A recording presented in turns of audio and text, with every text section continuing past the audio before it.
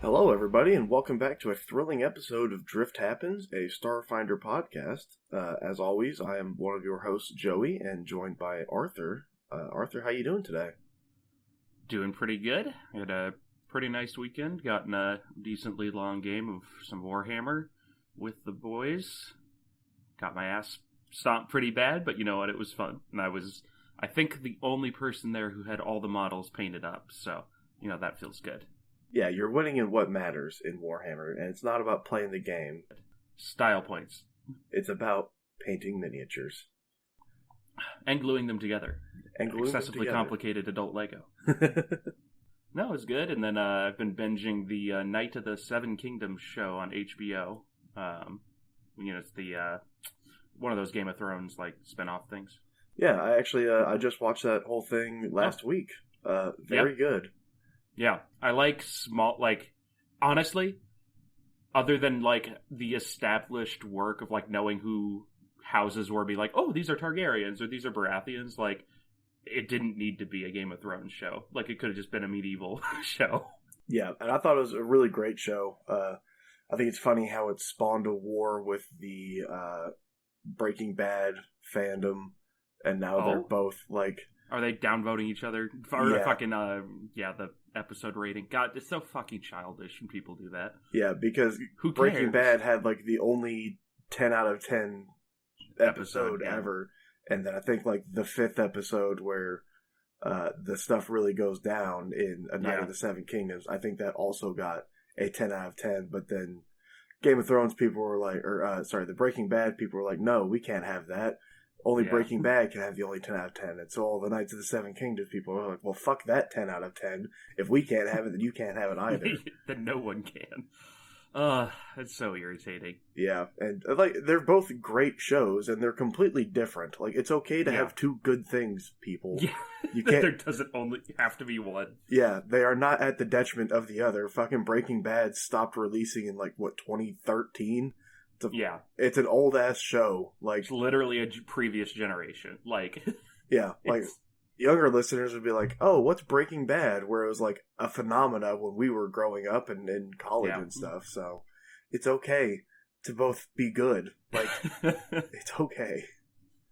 Regardless, nights are lit. Jousting looks terrifying. It's a good show. But we're not here to talk about medieval shit. We're here to talk about the wonderful sci-fi world of Starfinder. And Joey, as always, we're heading into your clue section.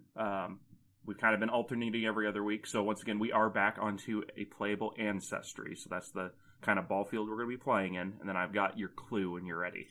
All right, let's go. I don't remember names very well, so I'm not liking my odds.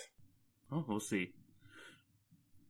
Wesley, what about the ROUSs? Rodents of unusual size? I don't think they exist.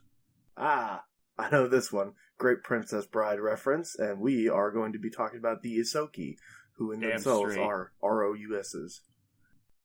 You got it correct. Yes, we are going to be talking about the Ysoki today. Before the Skittermander, there was already an adorable little group of furballs. The rat folk, also known as the Ysoki. And Joey, I have got your flavor text for you. And I want to be clear, Skittermanders are way more adorable than Ysoki. Ysoki, they do just genuinely look like rats. Like, not even like Ratatouille rats, I mean like ROUSs from horror movies. You could have it look like a Ratatouille rat, just big. Yeah, but it's not going to have those nice soft Pixar edges. Now I want to make a Chef Ysoki character. That'll be a good one. Once known as rat folk, Ysoki are clever and flexible. With roots on countless worlds, Ysoki work alongside larger species, helping to establish communities and accomplish tough tasks. From the largest of crowds to the tightest of tunnels, a Ysoki always knows how to find their way. Ysoki populations thrived on Akaton, Lost Galarian, and several other worlds for millennia before spaceflight accelerated cultural exchange in the Pact system. The question of whether these ethnicities share common ancestors or examples of convergent evolution isn't important to most Ysoki. Offering gregarious, Ysoki embrace far-flung cousins regardless of differences in appearance and heredity. Most Ysoki love technology and travel, even gravitating towards professions that others find unpleasant. Ysoki often work as junkers, long-haul starship crew members, or mechanics squeezing through the cramped station corridors, so sure of their own worth that living and working in subpar conditions is often a source of pride rather than shame. Yeah, we're talking about the Ysoki. And they're kind of everywhere, if that wasn't apparent from the flavor text. These are very much the rats of the system and the universe. They're on ships, they're in every settlement that has any significant population, they're in every organization, every faith. These guys are about as ubiquitous as humans, maybe a little bit less so, but they're still all over the place. A funny thing about when I was reading that flavor text is the line, the question of whether these ethnicities share common ancestors or were examples of convergent evolution. I'm like, oh, that's a good question. Immediately followed by, isn't important to most Ysoki. And I'm like, well, I guess we're never going to find the answer to that one. Yeah, no. That answer is lost to time. AKA Paizo doesn't give a fuck to figure it out. Yeah. There were rats everywhere, and now there are rats everywhere. We'll leave it at that. Yes. Here are a bunch of different kind of examples of what a Ysoki character might look like. If you want to talk us through these, you can click on them to open them up. Alright, I like the first one is the Ysoki. He's got spurs on his boots and almost like a, Louisiana, what's that day? Not Day of the Dead. Mardi Gras. A Mardi Gras, like, kind of voodoo inspired skulls hat. Yeah. Yeah. Just hanging out, smoking a cigarette with his impressive, his whiskers, but they're curled like a mustache, which is cool. Yes. Then you got little guy, he's got a little gun and a little knife. Definitely a pirate Ysoki with an eye patch with like a targeting stuff in there. He's got like all the earrings. Very pirate focused, space pirate focused on that one. Then this one's funny. It's like a little Ysoki character just like leaning up and hanging out against this giant armored mech suit with like multiple cannons on it and distinctly 5 kill skulls on the other shoulder. So this little one ain't fucking around. And then a very high-tech space, just probably technomancer-esque. They've got like magic coming out of one hand. Caster, yeah. Yeah, and then a gun in the other. It's an advanced armor suit, and they got a rat tail. Yeah. A tail that is for rats, not the hairstyle. Although, thank God. I think that if I made a Ysoki, it would have a rat tail. Double rat tails? Yeah. That's disgusting.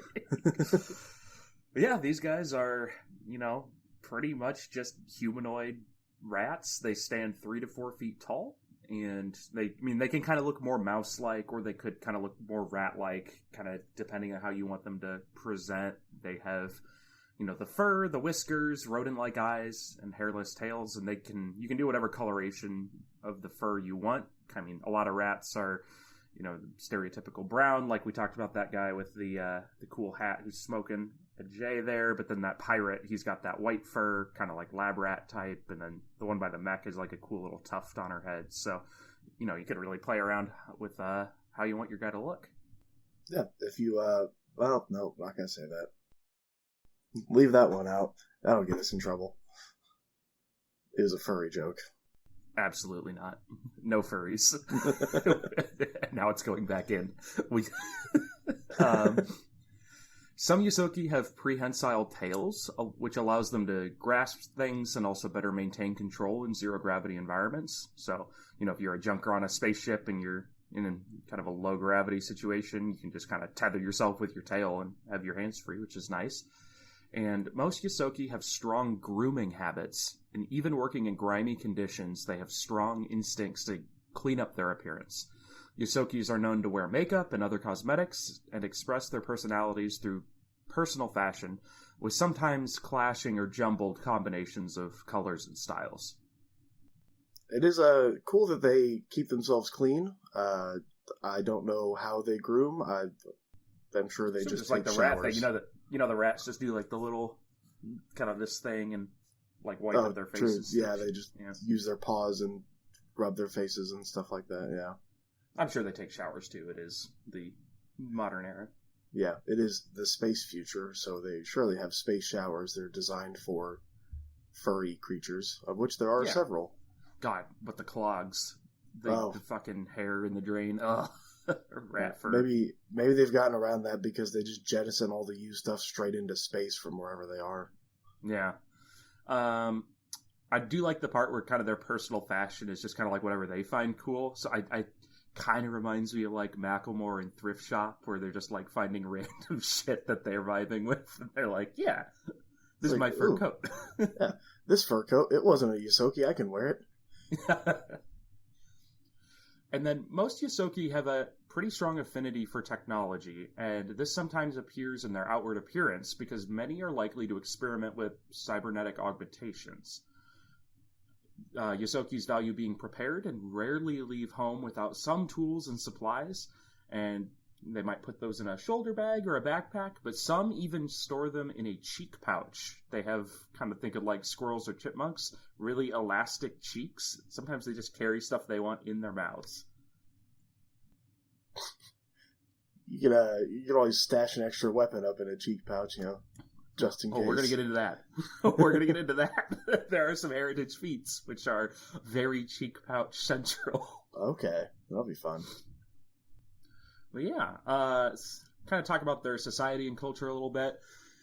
Culturally, they value life over credits. They frame work as kind of a communal activity to enjoy, kind of as a group together. Their communities are tight-knit and welcoming, always eager to share a meal or swap some spare parts with strangers who don't look down on them. So, yeah, they don't, react well to people who are going to be sneering at them or be like, oh, look at these fucking rats. But if you're, like, a nice guy and are in need of help, they're actually usually a pretty good place to turn to. And something to remember that this is, like, a fully conscious species, the same as every other ancestry in Starfinder. They just happen to look like rats, but you can't just treat them like rats. Yeah. Even though they are kind of rats. But you can't just, you can't be a dick about it, Yeah. And they won't appreciate it if you are, which is, totally understandable. Checks out. Outsiders sometimes find Ysoki society to be pretty chaotic and freewheeling, with a typical Ysoki community being packed with dozens of families, hundreds of unfinished projects, and incessant chatter. Yep, always yapping, never actually finishing all the stuff they started. But yep, it's just the family with a bajillion cousins. There's 4 project cars on the front lawn. It's but everyone's having a good time. Yeah, I'll be the Ysoki with an unfinished project speeder in this front lawn for a long time. That would be me. Many Ysoki adults enjoy distant correspondences with dozens of friends and relatives, reuniting for rowdy celebrations whenever circumstance brings them back together. So, you might have half the family clan is living on Absalom Station, the other half is currently working in a star yard on Verces kind of deal. But other Ysoki never leave their homes, serving as pillars of their community and curating collections of junk and stories for generations of grandchildren. So these are very much like the, matriarch or patriarch of the family. Just, Grandpappy's workshop has always been here. He's always got these unfinished speeders in his front lawn, but we always go over and have the quinceañera, and it's a good time. Yeah, the big family reunion, which they all just get together and party and hang out. They're very, so far, very, far, or not far, god damn it. I looked at the flavor text as I was speaking. They're very fun-loving species where, they're all about partying, hanging out, making connections, and, like you said, it's life over credits kind of deal. Yeah, they definitely view the stuff they do is, like we were saying, life over credits. Is the purpose is to have community, is to have strong family. It's not to get wealthy and exert power over other people. So, honestly, they seem like a pretty good group of people to hang out with. Yeah, I would hang out with them. That, fun friends to have, and probably good friends in a pinch, too. Yeah. They also like to have pretty self-sufficient communities, whether that be living as nomadic junk traders on Akaton or members of a mechanic guild in an Avalonian shipyard. Obviously, there's some things that you can't take care of yourself, especially, if you're in a spaceship or other stuff like that. But as much as they can handle themselves, they kind of like to handle in-house. Right. Makes sense. Keep it in the family kind of deal. And then, like I mentioned before, nearly every Ysoki has some level of love for technology and gadgetry. They can often be found in jobs that are sometimes viewed as less prestigious, such as junkers or mechanics, but Ysoki are often very content with this, not viewing this lack of status as shameful, but rather they're so sure of their own personal worth that they aren't really bothered by the outside impressions of others. Yeah. I mean, you want to treat them well, and they don't want to be treated unfairly, but they're also, Sure. they care more about what their own people think of them inside of their communities as opposed to just random outsiders and strangers passing through. Yeah, no, they are very much moisturized in their own lane, thriving, just having a good time. Yeah. So kind of what we were alluding to before, though, Ysoki have been picked on and belittled by other ancestries in the past, partly due to their short, rat-like appearance and seemingly inherent occupation of lower, social classes or castes, which this does create some tension with outside ancestry sometimes, but it actually only strengthens their familial and ancestral ties, because it's well, if the world's going to be cruel to me, I know my family's got my back. Yeah, and that's pretty in line with everything we've kind of learned about them so far. And, we mentioned they like to be self-sufficient, but Ysoki have been well integrated into most civilized societies. Sometimes it's more of a Ysoki racial enclave, like a specific neighborhood, like a Chinatown situation in a city, but other times they're even more integrated into a settlement. Due to large family trees, many Ysoki know a family member or some other friend or relative in many other settlements, meaning they can always find a home away from home. Yeah, they got millions and millions of cousins everywhere. Everybody knows a guy. Friend in every city. And then they pride themselves on being a quick judge of character, and strangers have been surprised to find a Ysoki bending over backwards to help them after only a friendly conversation in passing. You could be at a bar, you have a nice small chat with the Ysoki next to you, suddenly get into a bar fight with the big nasty Trox sitting next to you, and your barmate Ysoki is throwing hands even though you don't know his last name. And this is good information to know that whenever your DM mentions Ysoki anywhere, it's be friendly, because they might just come back you up out of nowhere. Yep, first impressions are very important for these guys. Yosokis are noted as quick to anger, quick to forgive, fond of laughing, and full of energy, life, and, being with a Ysoki or two can never be described as boring. Yeah, probably always getting up to some kind of rat hijinks. Yeah. As for their naming conventions, they tend to be a little on the short side, and sometimes are replaced entirely by nicknames. Some come from, settlement-specific names, others are family names, and others are derived from the name of a ship their parent traveled on. Basically, there's so many Ysoki everywhere that there's not really a one traditional cultural naming style for them. Kind of the same way it is with humans. Sure. There's so many humans that it's you could have a Muhammad or a Gary or a Joey or an Arthur or just anything. Sure. Some examples of Ysoki names are Benna, Boom Boom, Kompinza, Kors, Datch, Fitch, Gaba, Kib, Lolo, Knickknack, Quig, Resk, Sim, Sparks, and Twick. These are all, they remind me of the short nicknames you'll have in a lot of Star Wars stuff with you've got Dak, who is in one of the speeders on the Battle of Hoth, or just random nicknames. Chewie would probably be a nickname for a Ysoki, but kind of the sidekick's little nickname kind of pal is just Gaba. Something like that, Gaba. yeah. Knick-knack. Boom Boom, because he carries it around. Fucking Boom Boom. Well, I think definitely have a lot of fun with naming a Ysoki character, just getting a little, quick to rattle off the tongue, probably nickname, and you're good to go. And then regarding kind of religious beliefs or moral beliefs, Ysokis care more about their family than abstract moral concepts, and most Ysoki follow their community's strict social codes, even if they break, greater criminal or civil laws within the society they find themselves in. community is important to all Ysoki, and they're likely to respect other cultures' social expectations even when they don't agree. Kind of get, a little bit, I don't want to go down any, racial stereotypes, but, the Italian mob and, the 20th century on, the East Coast, where it's you follow the family's rules. Think of, The Godfather. There are very specific rules you follow. You don't give a fuck about the specific overarching rules of whatever society you find yourselves in, but your sub-community is, pretty bound by laws, even though you, from the outside, might look like lawbreakers. Yeah, I can see that. The Italian Mafia kind of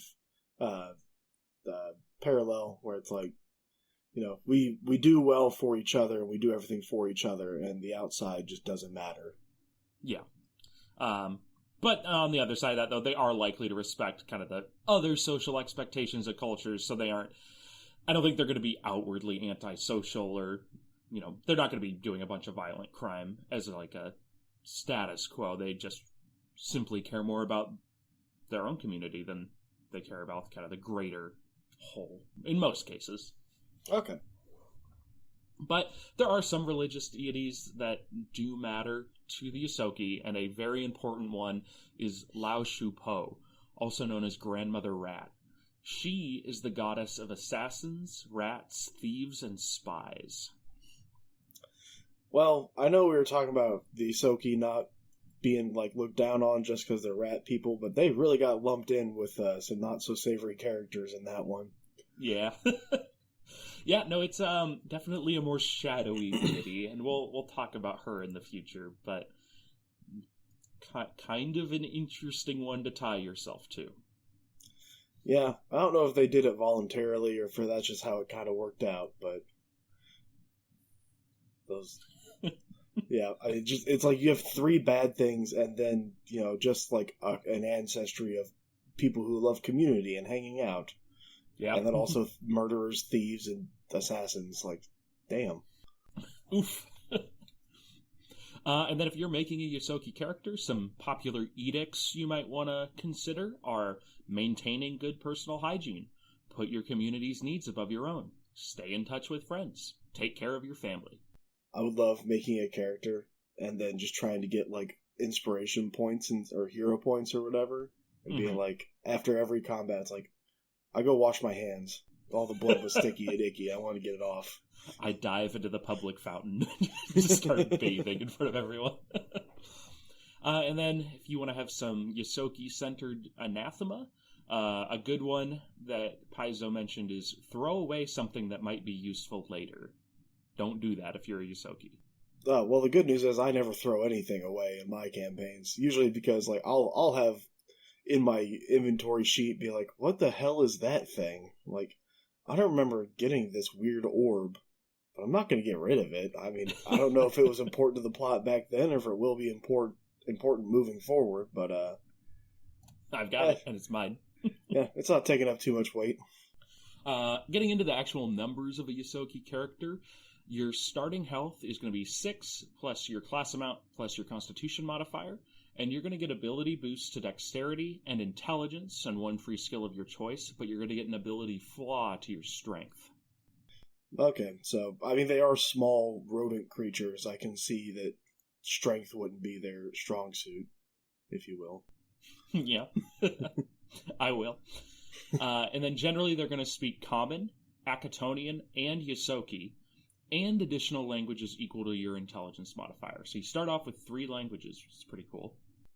Yeah, having Akatonian is also pretty interesting. I mean, we know that there's Ysoki everywhere, but specifically enough on Akaton where and it wasn't the flavor text that they thrived there before space travel, so they've been there a very long time. But it's nice to have that extra 2 languages on top of Common plus your intelligence languages. Yeah. No, you could definitely... I mean, they're a group of people who's introduced pretty much... I mean, even if they aren't traveling very much, they're going to have cousins or family friends coming in from all corners of the galaxy, so just growing up, they're going to be exposed to a lot of different people, even if they're not from Akaton, so I think that kind of flavorly makes sense.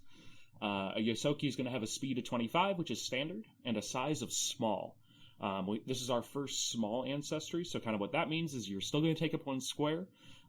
It's going to be harder for you to grapple creatures larger than medium without feats to do so, but you weigh less, and you're kind of easier for you to get into smaller spaces, so that's kind of the trade-off that you're getting. And small has other benefits, being able to kind of get through tight gaps of like crowds of people walking on a street, or depending on how your dungeon master does it, like passing through the space of one of your friendly characters to like get through a hallway, or if they're just blocking up the door because they're a large creature and they always forget that they have lower speed and they try and go places first and hold everyone up. Just kind of you'll have a little bit more flexibility in getting around them, ways to do that. You can always have a classic Gimli moment, too, when your larger party member gives you a little toss to get somewhere. That's true, yeah. You can just yeet the Ysoki somewhere. As a Ysoki, you have a trait called low light vision, which means that you can see in dim light as if it were bright light, and you ignore any concealed conditions caused by dim light. So this is basically a step between regular vision and dark vision. So, checks out. Can be useful sometimes, not super exciting. But as a Ysoki, you also have a trait called sharp teeth. Your prominent incisors offer an alternative to the fists other humanoids bring to a fight. You have a Jaws unarmed attack that deals 1d4 piercing damage, is in the brawling group, and has the agile and finesse traits. Okay, very good. You just bite a fucker. Yeah, just in a pinch, if you do get grappled, you've got something where you can just, get an attack off. Mm-hmm. Or for memes, the way you kill your enemies is you rip their throat out. Stuff like that. Yeah. That's your finishing move. Just fucking tear out their throat, God. Yeah, I guess if you got it. All right, we're going to go into the heritages available to different Ysoki, and kind of an exciting announcement. With the Galactic Ancestries book out, there actually are now more heritages available to Ysoki, specifically 3 extra ones, and the book isn't really going to be fully released until next week. As we record this episode, by the time that we record it, it will already have come out to the masses. But we are going to talk about those ancestries, we're going to talk about those heritages that are going to be new and available for you to play. So this is your first look into those. Yep, we'll be having a bit of a lightning round because there's the 3 new heritages, as well as, I believe there were 3 or 2 to begin with? 5. Oh, God. 8 heritages. So, okay. So buckle the fuck in. First one, Akatonian Ysoki. You or your ancestors grew up on Akaton, scrapping crashed starships or combing junk heaps for treasures. You gain the trained proficiency rank in crafting and can use crafting instead of thievery to disable a device. If you're already trained in crafting, you instead gain the quick repair general feat. Basically, we've talked about quick repair last week when we mentioned the backgrounds. Instead of taking up to 10 minutes to repair something, you can repair it in 1 minute. And if you're a master, it takes 3 actions. If you're legendary, it takes 1 action. So kind of what we talked about with the F1 pit stop. Yeah, and using crafting for disabling traps, that's something you might even be able to be like, hey, there's a claymore here. I disable it and I slip it in my pocket because I didn't break it and I'm good at crafting. And I have a claymore now. Yeah, definitely useful there. The next one is Deep Ysoki. You're accustomed to living in dark places, such as maintenance shafts, asteroids, and on distant moons and planetoids too far from their sun. You gain dark vision, which allows you to see in, areas of non-magical darkness and dim light, although your vision is in black and white only. Yep, pretty classical. I feel like there's a way to get dark vision for nearly every ancestry, and if you want dark vision just to be able to yell at your DM that you have dark vision anytime the lights go low, there you go. The next one is Long Snout Ysoki. The long snouts that run in your family give you a keener sense of smell than most Ysoki. You gain an imprecise scent with a range of 30 feet. This means that you can use your sense of smell to determine a creature's location. The GM will usually double the range if you're downwind from the creature or halve the range if you're upwind. In addition, you gain a +2 bonus to perception checks to seek a creature or object within the range of your scent. Oh, interesting. Kind of become a bloodhound. Yeah, you can sniff out the loot better. Yeah. The next one is Shipborne Ysoki. You were born aboard a starship, inside a space station's access corridors, or in another similar environment.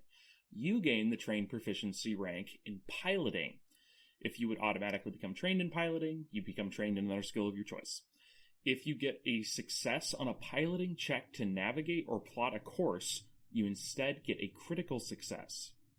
You've adapted to maneuvering in close quarters. You gain a +1 circumstance bonus to acrobatics checks to tumble through the spaces of medium or larger enemies, and the presence of an enemy doesn't make the squares difficult terrain. So basically, you can slip through bad guys' faces better, and you are good at getting your ship where it needs to go. Yeah, this is a really cool one because there's a lot of bonuses that happen there as opposed to just getting dark vision kind of deal. Now you're better with piloting if you're going to have a more space-focused campaign and be flying around, but also that's not just with your starship, that's with the land speeders and all that kind of stuff. Sure. In addition to being able to get through enemies, on the other side of enemies better. A lot of cool stuff. Yeah, and it would be fun to combine it with a background like we talked about Taxi Driver last week, that basically it halves your travel time for exploration mode if you do well on a check. This allows you to get critical success on that check instead of just a success, so you're making your party speedy as fuck, whether you're in a land speeder or I guess the Taxi Driver was specifically for atmospheric vehicles, wasn't it?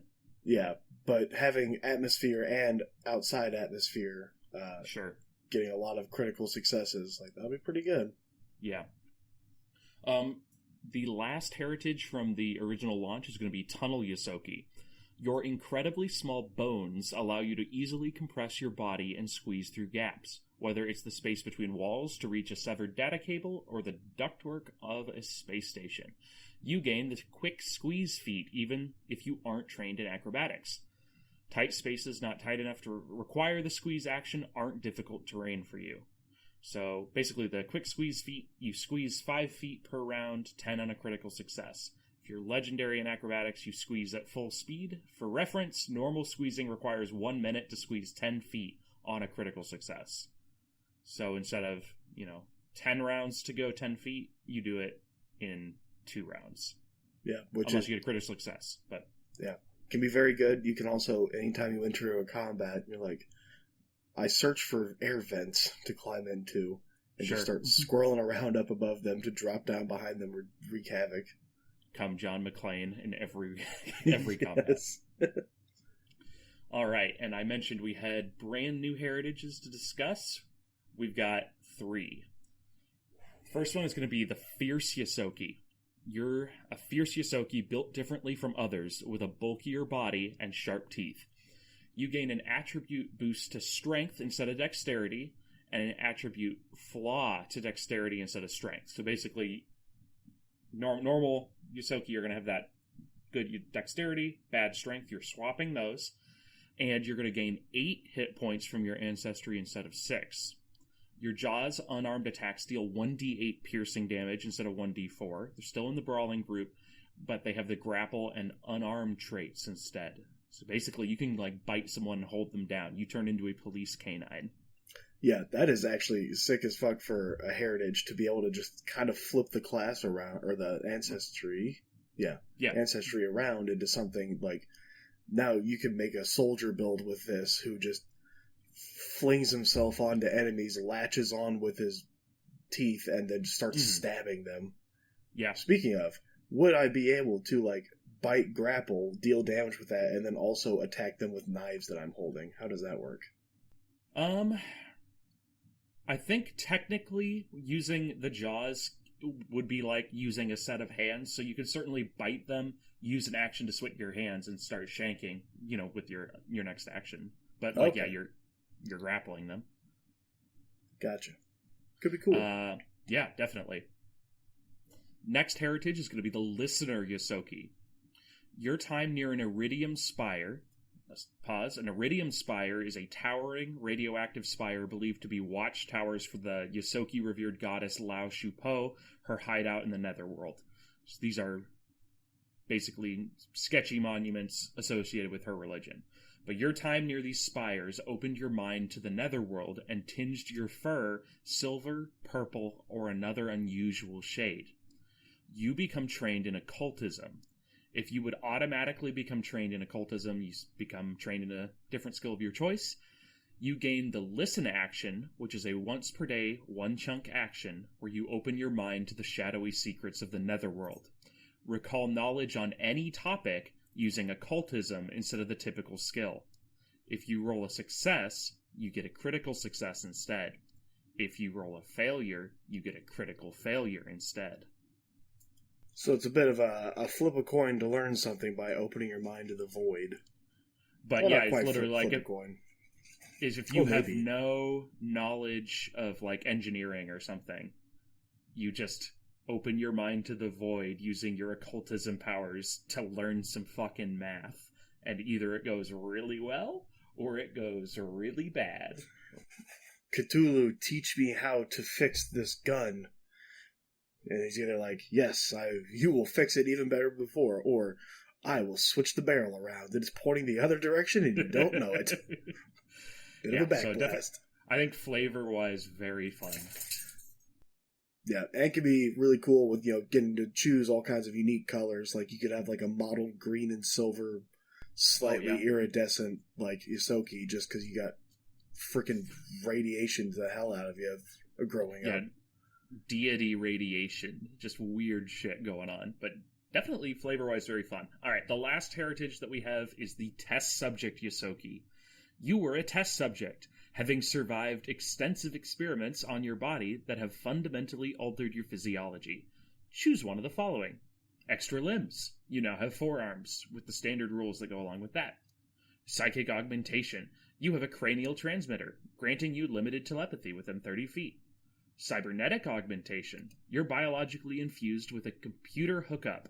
You gain the tech trait and become trained in computers. You have a data jack that can't be removed and that doesn't use an augmentation slot, and you gain the assurance skill feat for computers. As a reminder, that means instead of rolling, you just take 10 plus your modifier if you want to on computers checks. Okay, so little cyborg Ysoki is pretty sick. I like that one the best out of... I mean, sometimes it's fun to have a four-armed rat. I could see that being fun. Telepathy, I'm still not 100% sold on is the most useful skill in this sci-fi setting. We've already discussed that. But it kind of reminds me of, like, the cyborg one. Kind of reminds me of, like, being a space marine. Like, you have all these fucking plugins, and you're just... automatically succeeding computer stuff. Like, you're crazy. I love that one. Yeah, and combining that with the test subject... the background. Escaped test subject.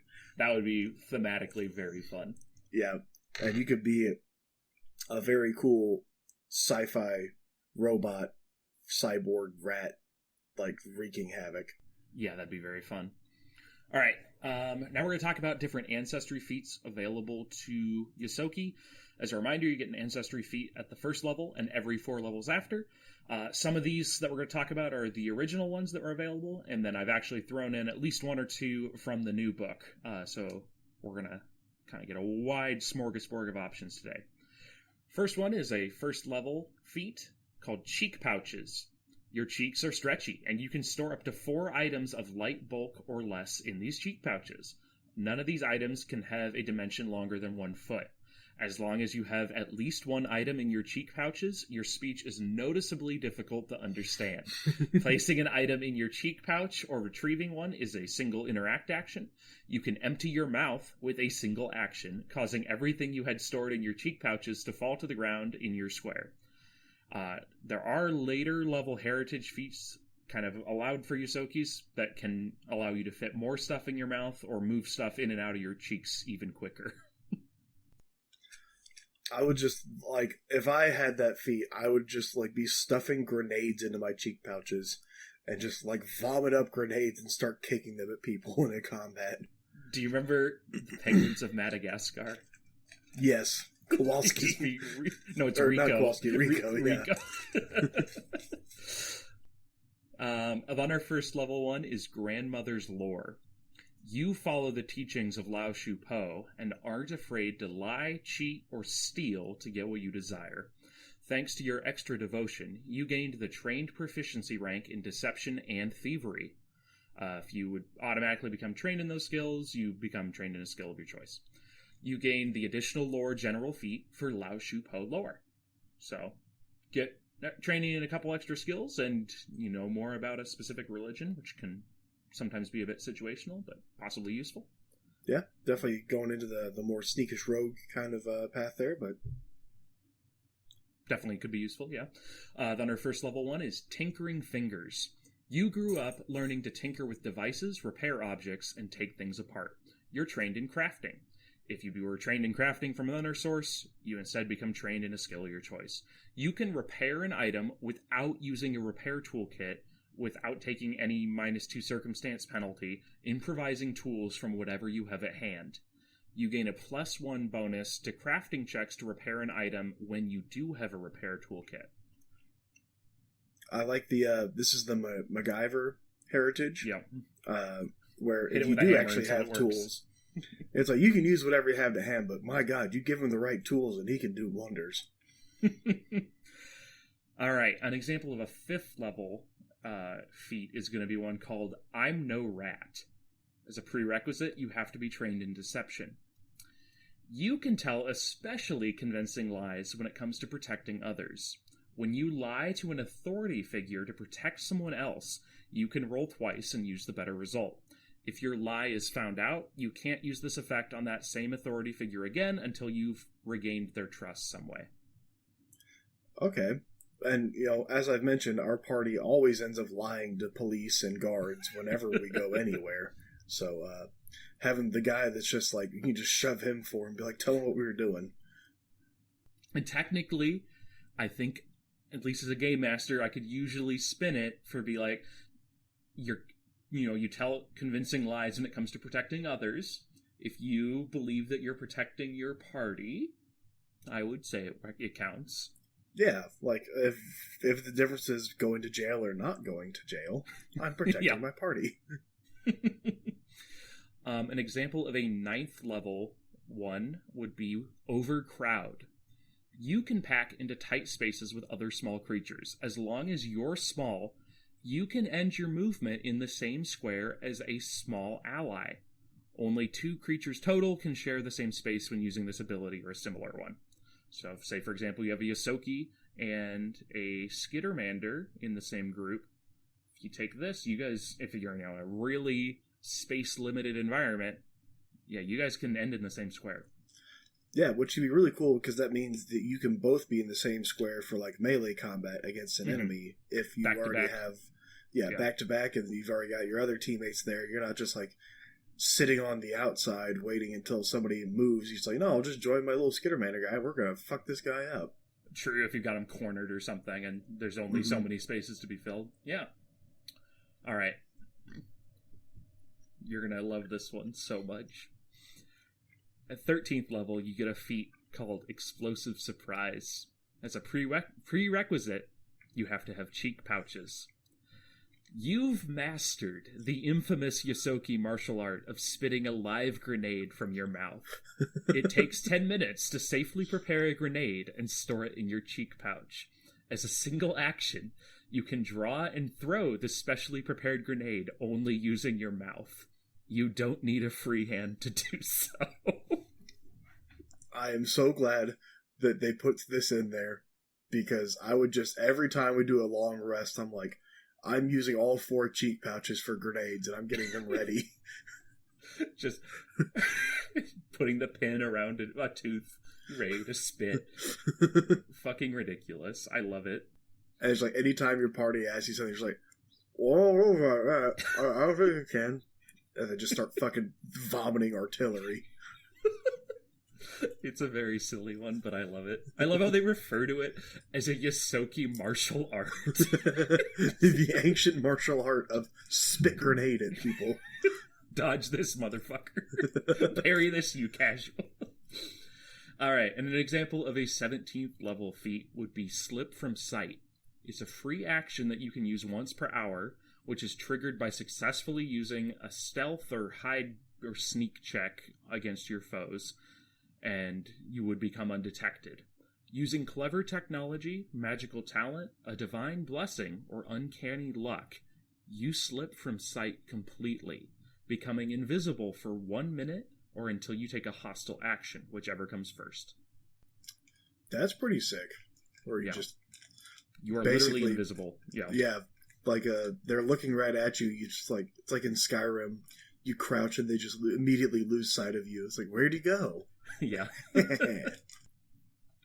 So yeah, just kind of with all those, obviously, I mean, I tried to get a good sampling, but different things you can do with your Ysoki. Obviously, you can do very funny stuff with the cheek pouches, tree going up. There's also a lot of stealth stuff. There's stuff related to, the kind of intrinsic relation to the goddess Lao Shu Po, and then there's a lot of crafting kind of related stuff, being a good tinkerer, quick with your hands, kind of things like that. Yeah, definitely along the lines of either tinkerer, crafter, or sneaky, roguey little guy. But pretty gregarious. It's not going to be an introvert. Probably not an introvert, yeah. Just the meme potential of... So I'm wondering, would I be able to bite somebody and then, expel a grenade into their mouth and then jump off of it or something? Oh, that'd be fucked up. Just tear a chunk out, spit a grenade into it, kick off of them, and just watch them explode behind you. Yeah, be the fierce Ysoki, take cheek pouches, just canine bite them, hold them to the ground, spit a grenade on them, and run. Honestly, it would be, epic. Especially if your teammates didn't know that you were planning to do that. The first time you did that in a combat, it'd be like, Jesus Christ, Joey, what the fuck are you doing? Oh, that'd be bizarre. I love it. For the last section, I always, like to go through some different character ideas we might have after going through this. So you be brainstorming one right now, but for me personally, I like the idea of having a family man Ysoki who sends money back to his 80 kids and has been working, his entire life as a mechanic on various long haulers or some kind of just respectable blue collar job, but he hasn't been making a lot of money. But somehow he gets swept up in some grand adventure, and he feels guilty that he's putting his life in danger because he's the breadwinner for his family, but he can't deny that he's making much better money doing this. And I love the idea of just 80 kids having to send him money. It's like in Hotel Transylvania when the two werewolves, there's you take the kids? You take all the kids? Yes. Just a swarm of wolf cubs. Yeah, I think that would be very fun. Yeah. I mean, obviously, Ratatouille Chef could be a good meme, but I would definitely go for... Would be, absolutely. I like the idea of escaped experiment background with the long snout, or not the long snout, but the sharp, or the fierce Ysoki. Okay. Yeah, so having that background of you're an escaped, basically going for just feral Ysoki, who has been given an unfortunate amount of access to technology and weaponry, and you are just a crazy rat that is all about fighting for your teammates that you find yourself in adventures with. Yeah. But just absolutely going fucking crazy on anybody else. Like a rabid dog that will fight tooth and nail to protect your owners, and then will just go crazy on anybody else. No, I love that. Just feral, but very loyal. Yes, very loyal, but feral. Can speak. Usually chooses to. Is much times either gibberish or you can't understand him because he packed grenades in his mouth. Something I forgot to mention earlier. I think Rocket Raccoon could be a very good inspiration for how to build a Ysoki, too. Just kind of how his entire character was. He just always had... he's very good at, MacGyvering shit together. He always has endless bullshit with him. He always has crazy weapons he draws up. And then kind of that's what we were talking about, very strong sense of community and who he considers family kind of stuff. And is also rodent. It checks a lot of boxes. I don't think raccoons are technically rodents. That's a good question. I think they're one of those weird things where it's their closest relative is somehow a bear or something. Where they're just I can see that. They do have the ears for it. Yeah, they just aren't in a common mammal group. But also, I know they're not a marsupial. They are not a marsupial. I can say that. Any other thoughts, questions, concerns about the Ysoki? Glad we finally get to talk about the Ysoki. I mean, we've mentioned them because they are so prevalent throughout the Pact World system. Like, pretty much every planet we've talked about, we've also talked about them having a small to large chunk of their population being Ysoki. And now we can finally dig in, see what they're about. And I think there's a lot of really cool stuff you can do with their heritages. Again, just feral Ysoki, escaped experiment background. Like, I think that would just be a fun one to do. And then he's just like, this guy, he just jabbers and shoots at bites people. But he also does whatever we ask him. No, that'd be fun. But, Caius, that brings us to the end. Thank you all for joining us for another episode of Drift Happens. As a reminder, you can find us on Instagram at drifthappens_ASP to see the various art that we discussed in this episode. Like we were talking about, there are some pretty good ones for these Ysoki characters. But until then, I have nothing else until next Friday. Yep. Thank you all once again so much for listening all the way through, and hope you have a wonderful day.